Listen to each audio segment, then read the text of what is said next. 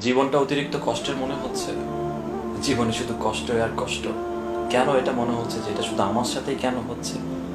একের পর এক বাধা, যেটাই করতে চাই সেখানেই বাধা।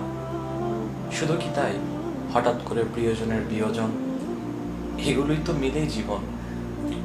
কেন আমার সাথে এগুলো হচ্ছে? আল্লাহ সুবহানাহু ওয়া তাআলা কেন আমাকেই এগুলো করাচ্ছে?